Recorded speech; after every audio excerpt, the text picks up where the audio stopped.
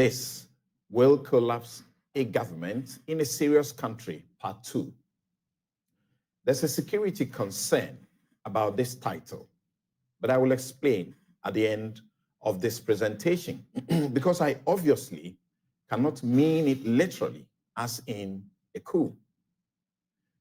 People see you, yes, those friends and neighbors put up smiles but have questions. They know that until your party came into power, you could not afford much. Yes, for some of you, they know you could not even secure a bank loan for a 50,000 car. Yes, they gossip. And some of them, your best friends, tell stories. Today, you can pay spot cash in hundreds of thousands of dollars for a 5-bedroom house in a plush location in the city and do profligate stuff like, say, John, you may not acquire the property in your name, but they know. They know that approach is not a new strategy, but the standard operating manual for you thieving bunch of politicians and public office holders with opportunity and access to public funds. They know as much as you do that you do not earn a quarter of what you spend. They may not know how you come by your wealth. One thing they are setting off is that you cannot sincerely explain the source of income for that new big business or the one run by your relative or associate. They seem to have resigned to this vicious cycle that impoverishes the majority. Suddenly, you can afford what you call philanthropy, but which is limited to those select communities in that constituency you now visit regularly. They gossip about how you try to outspend the DCE, who is even using state resources in a manner to gain political advantage for a personal ambition. They are very familiar with what you are doing ahead of party or national elections.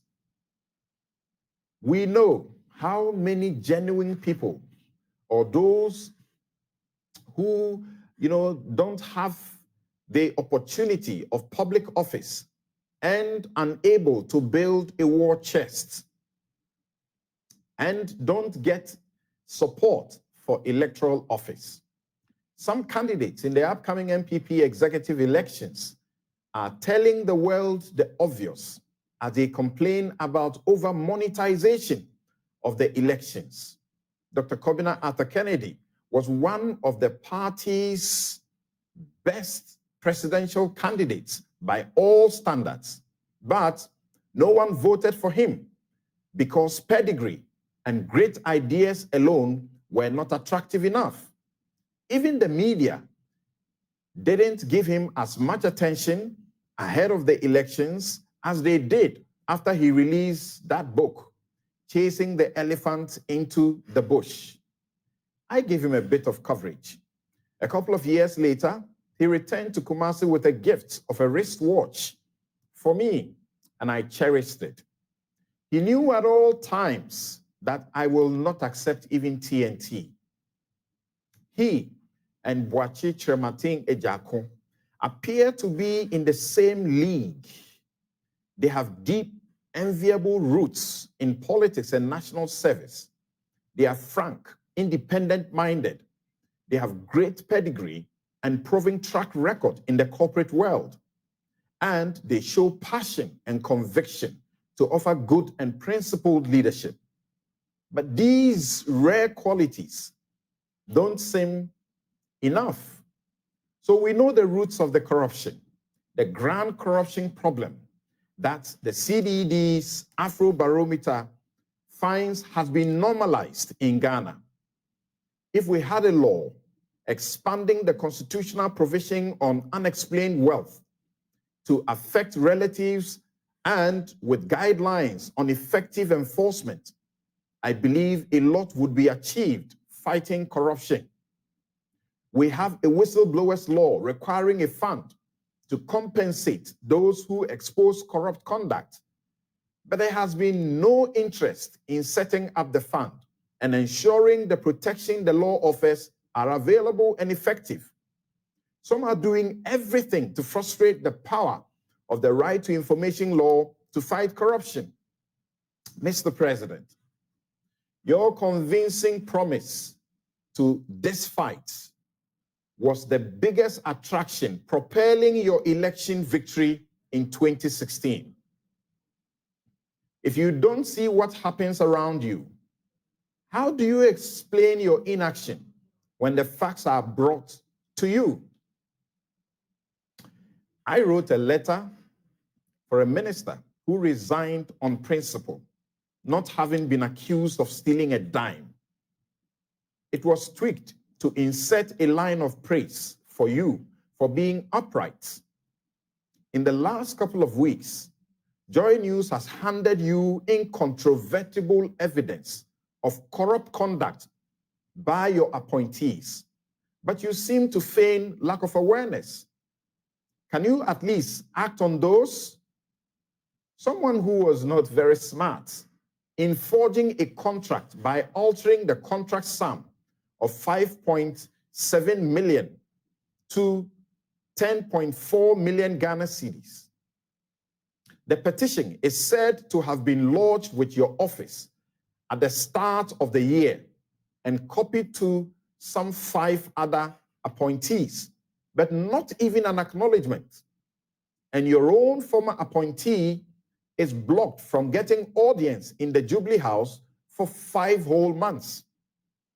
Well, we thank God the special prosecutor has intervened, commenced investigations, and taking steps to stop payment of the inflated amount of 5 million cedis since we raised the issue on Newsfile about a month ago and after he was petitioned. When I joined Bright Simmons on issues of the cost and procurement for the controversial cathedral, the purpose is not for the unnecessary emphasis on the comparison with the disputed cost of the architectural design of the Burj Khalifa,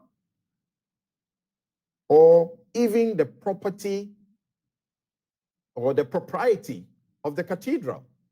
The invitation to you and your government is to keep to your word against resort to single source procurement, and doing so by violating the procurement laws with impunity and in a manner that appears to conform or confirm what you convinced us was unacceptable.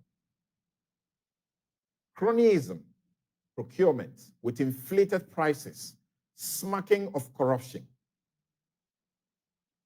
We wait for explanations why one architect is handed some 7 or more multi-million-dollar projects without competition and in breach of the procurement laws of Ghana.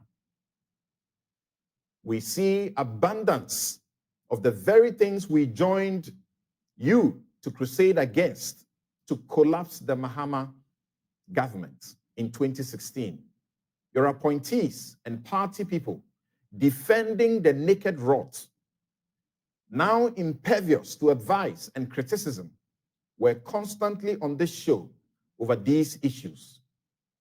So those of you at the helm of the realm who spoke to me expressing concern about the title of my take, please be rest assured, I don't mean it literally like a coup d'etat. You know, I don't believe in that.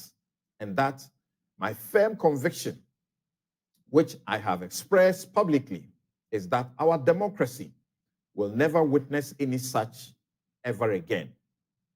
I doubt the possibility of impeachment of a government that is not accountable so long as our parliament remains what it is. But I believe in collapsing such a regime at the polls. And that is my take.